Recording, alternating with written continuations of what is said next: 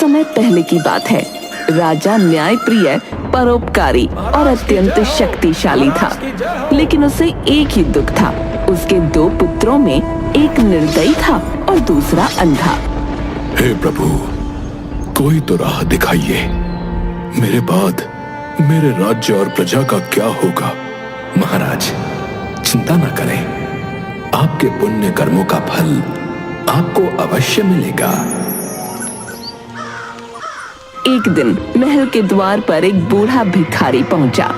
उसके वस्त्र फटे थे और शरीर पर घाव थे। उसने विनती की, मुझे महाराज से मिलने दें। मेरी एक विनती है, मुझे जाने दे। कृपया मुझे मिलने दे। राजा ने आज्ञा दी। उसे भीतर लाया जाए। भिखारी कांपते हुए दरबार में आया और घुटनों के बल बैठकर बोला, महाराज, मैं एक निर्धन व्यक्ति हूँ। मेरी कोई संपत्ति नहीं, कोई सहारा नहीं महाराज। मेरे 2 जुड़वा बच्चे हैं, बेटी सुकन्या जो बुद्धिमती है और बेटा चतुरसेन जो अत्यंत मेधावी है महाराज।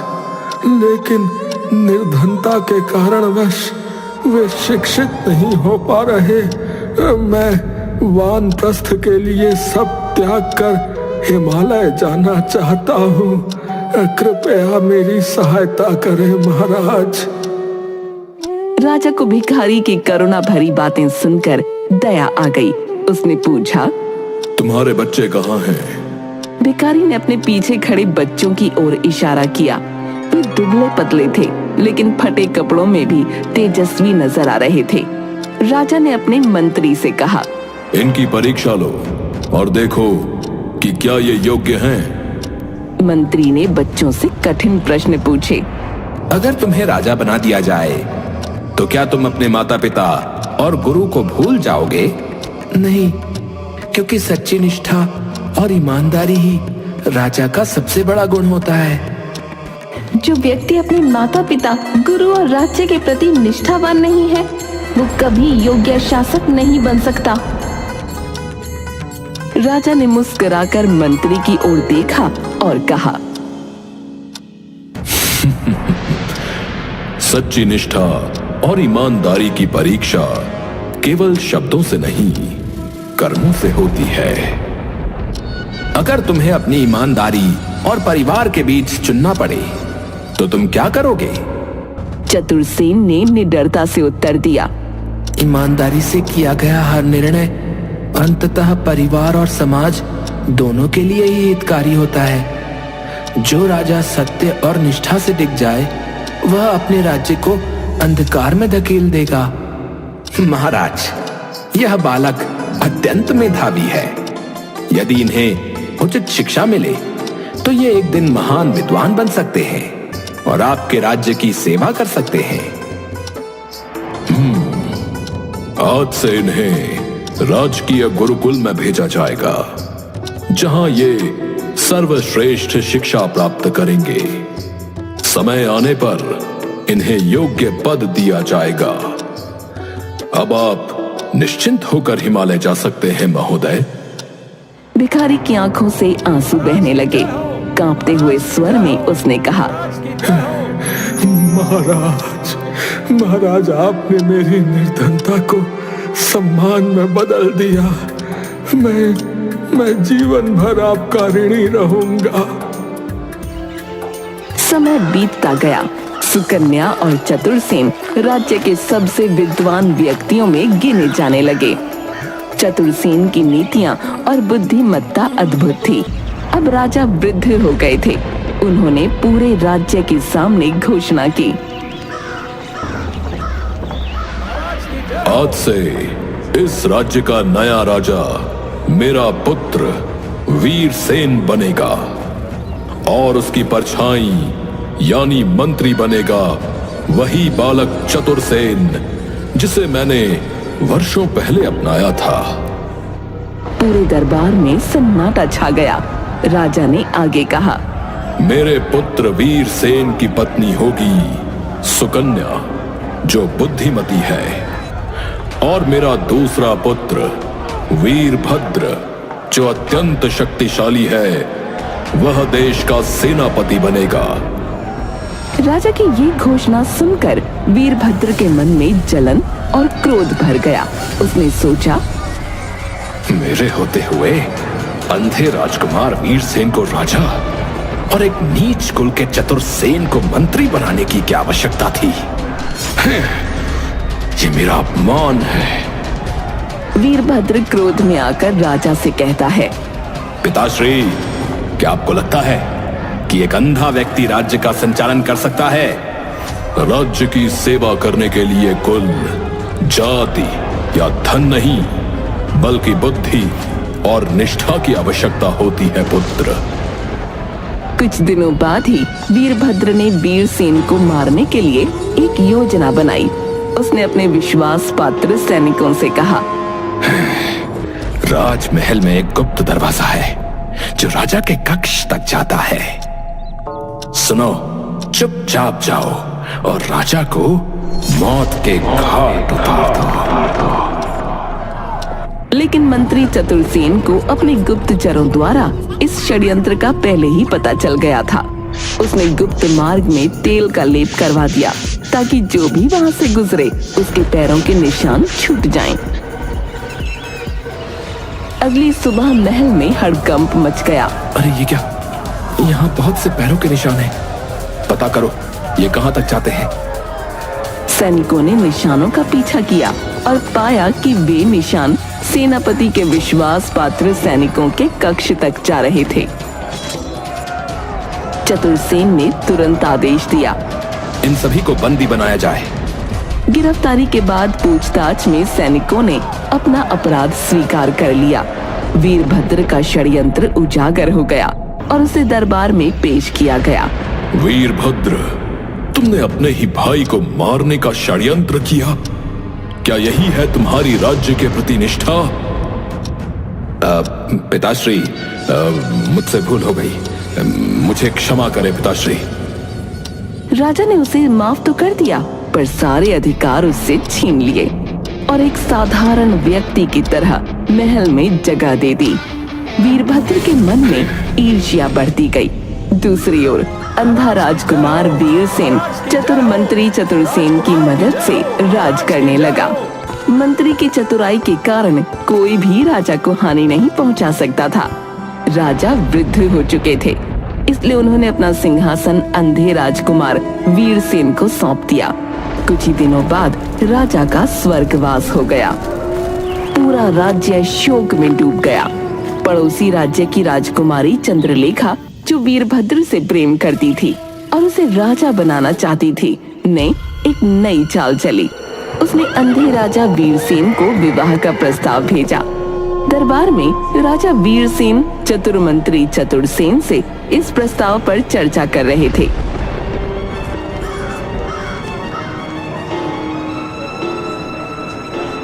महाराज, ये प्रस्ताव मुझे षड्यंत्र जैसा प्रतीत होता है।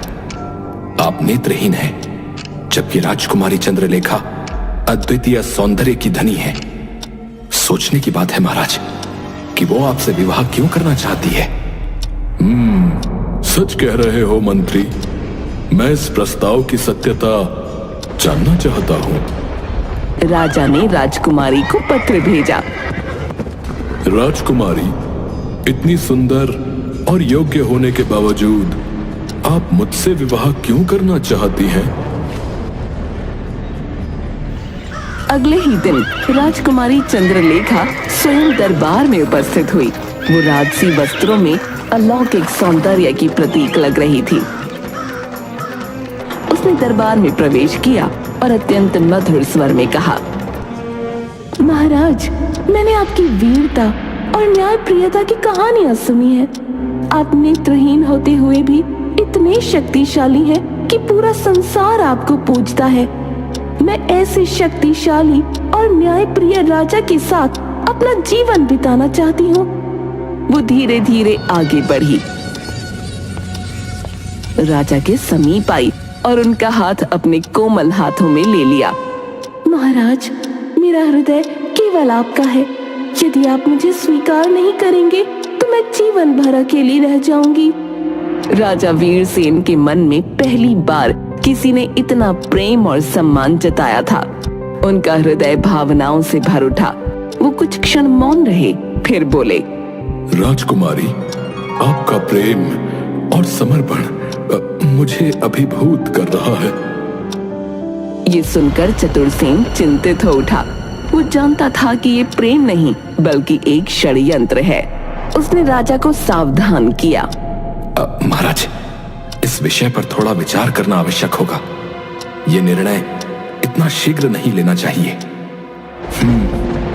तुम्हारी बात सत्य है मंत्री। इस विषय में थोड़ा और विचार करना उचित रहेगा। लेकिन चंद्रलेखा जानती थी कि यदि राजा को सोचने का समय मिल गया तो उसकी योजना विफल हो सकती है। उसने तुरंत राजा की ओर देखा और अत्यंत भावुक स्वर में कहा, क्या मेरे प्रेम की परीक्षा ली जाएगी महाराज? यदि हाँ तो मुझे आज ही अवसर दीजिए कि मैं आपकी रानी बन सकूं। राजा, जो पहले ही उसकी मोहक वाणी और कोमल स्पर्श से प्रभावित हो चुके थे, भावुक हो गए। राजकुमारी, मुझे अब किसी परीक्षा की आवश्यकता नहीं। मैं आपके प्रेम को स्वीकार करता हूँ। चतुरसेन का मन चिंताग्रस्त हो उठा। वो समझ गया कि राजा मोह के जाल में फंस चुके हैं, लेकिन अब वो बिना प्रमाण के कुछ नहीं कर सकता था। राजा और चंद्रलेखा की सगाई का उत्सव धूमधाम से संपन्न हुआ। कुछ दिनों बाद चंद्रलेखा ने वीरभद्र से गुप्त रूप से मुलाकात की। राजकुमारी, तुमने तो कमाल कर दिया। अब ये राज्य बस मेरे कदमों की दूरी पर है। लेकिन राजा को मारने का सही समय अभी आना बाकी है। मुझे बस थोड़ा समय दो। राजमहल में शाही विवाह की तैयारियां चल रही थीं। राजा अपने कक्ष में बैठे थे, तभी चंद्रलेखा उनके पास आई और मधुर स्वर में बोली, महाराज, मैं चाहती हूँ कि विवाह से पहले हम दोनों अकेले जंगल में शिकार पर जाएं। ये क्षण हमें एक दूसरे को और करीब लाने में मदद करेगा। राजा, जो पहले ही उसकी मोहक वाणी और प्रेम पूर्ण शब्दों में डूब चुके थे, ने बिना सोचे समझे सहमति दे दी। ये तो बहुत अच्छा विचार है रानी। जंगल की ताजगी और आपका साथ, ये क्षण अविस्मरणीय होगा। मंत्री चतुरसेन को इस प्रस्ताव पर संदेह हुआ। वो राजा के पास आया। महाराज, ये उचित नहीं लग रहा है। विवाह से पहले अकेले जंगल जाना संकट से खाली नहीं है। कृपया पुनर्विचार करें महाराज। चतुरसेन, तुम हर बात में षड्यंत्र क्यों ढूंढते हो? चंद्रलेखा मेरी होने वाली रानी है। वो मुझे हानि क्यों पहुंचाएंगी? महाराज की भलमनसाहत ही उनकी सबसे बड़ी कमजोरी है। मुझे दृष्टि रखनी होगी। उधर चंद्रलेखा ने गुप्त रूप से वीरभद्र को संदेश भिजवाया। योजना तैयार है। मैं राजा को अकेले जंगल में ले जा रही हूँ। वहाँ पहले ही खूंखार नरभक्षी शेरों का बसेरा है। जैसे ही ये नेत्रहीन राजा उनके सामने आएगा, मैं उसे अकेला छोड़कर चली आऊंगी और शेर अपना काम कर देंगे। वीरभद्र ये सुनकर प्रसन्न हुआ। वो अपने गुप्त साथियों के साथ बैठा हुआ था। बहुत बढ़िया। एक बार ये राजा मर गया तो चतुरसेन भी मेरा कुछ नहीं बिगाड़ पाएगा। मैं गद्दी पर बैठूंगा और तुम्हें अपनी महारानी बनाऊंगा प्रिय।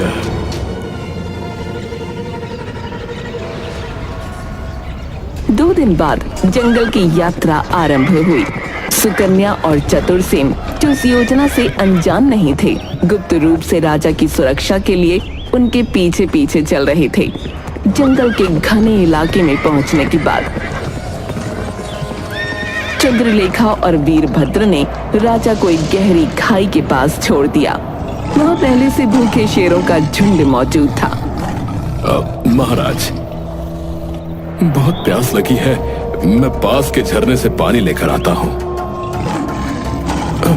ये तो शेरों के दहाड़ने की आवाज है। हाँ महाराज, लेकिन आप चिंता ना करें, हम आपके साथ हैं। महाराज, आप सुरक्षित हैं। आगे बढ़िए, हम आपकी रक्षा कर रहे हैं। जैसे ही राजा कुछ कदम आगे बढ़े, चंद्रलेखा और वीरभद्र राजा को अकेला छोड़कर भाग निकले। ये सूचना तुरंत ही सुकन्या और चतुरसेन को मिल गई, जो पास में ही छुपे हुए थे।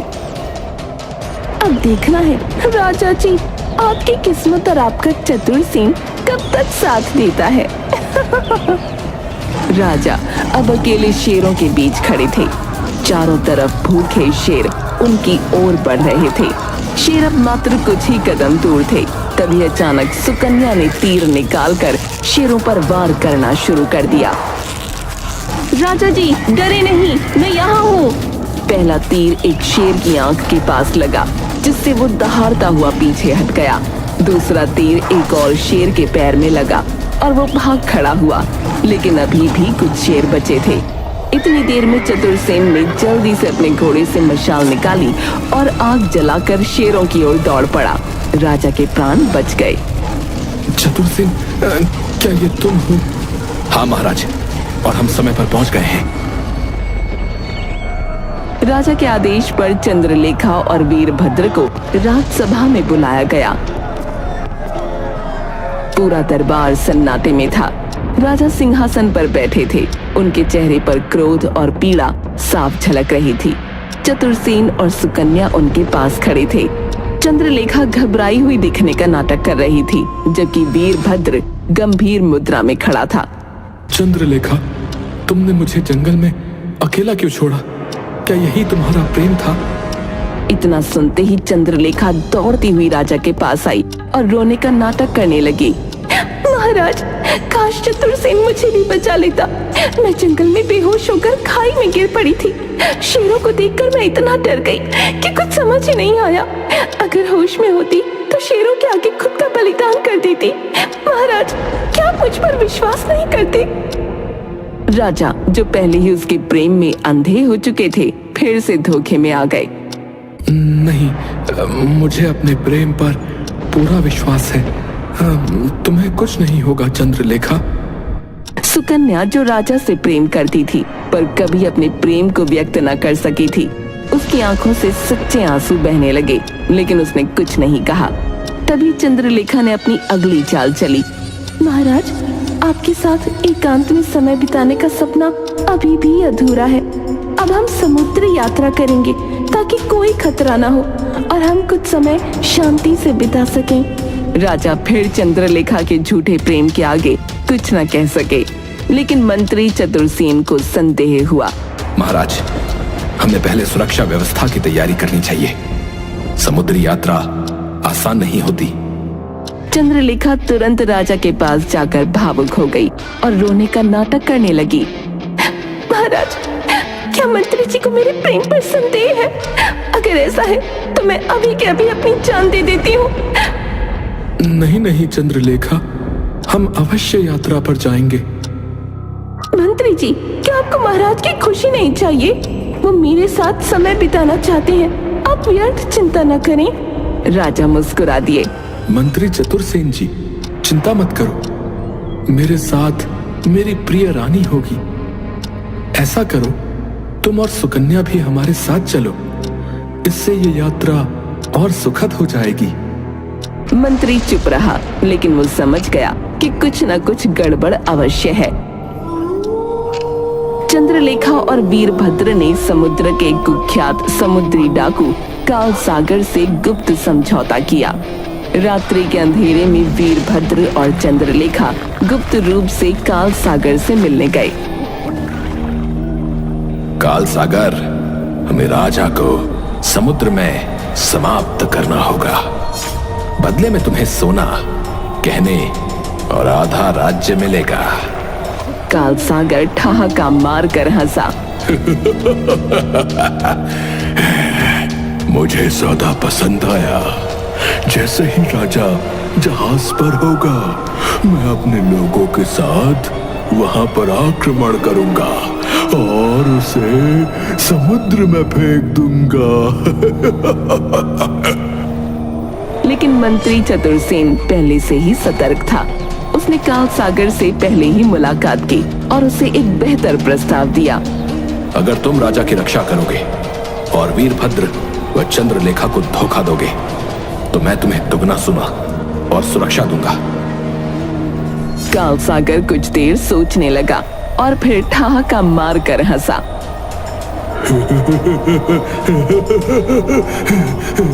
मुझे धन से मतलब है, किसी की मृत्यु से नहीं। मैं वही करूंगा जो मेरे लिए लाभदायक हो। राजा, चंद्रलेखा, वीरभद्र, चतुरसेन और सुकन्या भव्य जहाज में सवार होकर समुद्र की यात्रा पर निकले। रात के समय जहाज की छत पर चंद्रलेखा राजा को लेकर खड़ी थी। महाराज, देखिए समुद्र कितना सुंदर लग रहा है।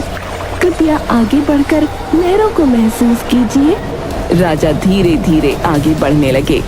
चंद्रलेखा और वीरभद्र ने एक दूसरे की ओर देखा और इशारा किया कि काल सागर हमला कर दे। लेकिन इस बार काल सागर ने अपनी सेना को राजा पर नहीं बल्कि वीरभद्र और चंद्रलेखा पर हमला करने का आदेश दिया। ये क्या कर रहे हो? तुम हमारे साथ हो। काल सागर ठहाका मार कर हंसा। मूर्खो, मंत्री ने मुझे तुमसे बेहतर सौदा दिया है। राजा को मारकर मुझे क्या मिलेगा? क्या मिलेगा मुझे? लेकिन तुम्हें पकड़कर मैं अधिक लाभ कमा सकता हूँ। काल सागर के सैनिकों ने वीरभद्र और चंद्रलेखा को पकड़ लिया। राजा की आंखों से अब भी भ्रम का पर्दा नहीं हटा।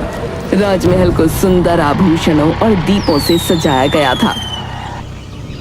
पूरे राज्य में राजा वीरसेन और राजकुमारी चंद्रलेखा के विवाह का उत्सव मनाया जा रहा था। लेकिन इस वैवाहिक बंधन के पीछे प्रेम नहीं बल्कि एक गहरी साजिश छिपी थी। राजा अब भी चंद्रलेखा के छल से अनजान थे। चंद्रलेखा ने अपने महल में पहले ही एक विष भरा प्याला रखवा दिया था। विवाह की रात जब चंद्रलेखा राजा के कक्ष में पहुंची, उसने अत्यंत मोहक स्वर में कहा, महाराज, मैं आपके लिए एक विशेष पेय लाई हूँ जो हमारे प्रेम को अमर कर देगा। राजा, जो पहले ही उसके प्रेम में अंधे थे, मुस्कुराते हुए बोले, रानी, तुम्हारे प्रेम से बढ़कर मेरे लिए कुछ भी नहीं। ये रात हमारे जीवन की सबसे अनमोल रात होगी। चंद्रलेखा ने प्रेम के नाम पर राजा को विष देने के लिए प्याला उठाया ही था कि अचानक कक्ष का दरवाजा खुला और मंत्री चतुरसेन अंदर आ गया। रुकिए महारानी, क्या ये पेय आप पहले स्वयं ग्रहण करेंगी? चंद्रलेखा हड़बड़ा गई। उसने तुरंत बहाने बनाने की कोशिश की। मंत्री जी, ये केवल महाराज के लिए है। ये हमारे प्रेम का प्रतीक है। इसे मैं कैसे पी सकती हूँ? मंत्री मुस्कुराया और आगे बढ़ते हुए बोला, यदि ये इतना ही शुभ और प्रेम का प्रतीक है तो आपको इसे पीने में कोई आपत्ति नहीं होनी चाहिए महारानी। राजा को पहली बार संदेह हुआ। उसने चंद्रलेखा की घबराहट को महसूस किया। अगर ये मेरी भलाई के लिए है तो पहले तुम इसे पियो चंद्रलेखा। अब रानी फंस चुकी थी। उसके चेहरे पर हवाइयां उड़ने लगीं। उसका शरीर कांपने लगा। वो कुछ बोल न सकी। अचानक उसने वहां से भागने की कोशिश की, लेकिन दरवाजे पर खड़े सिपाहियों ने उसे पकड़ लिया।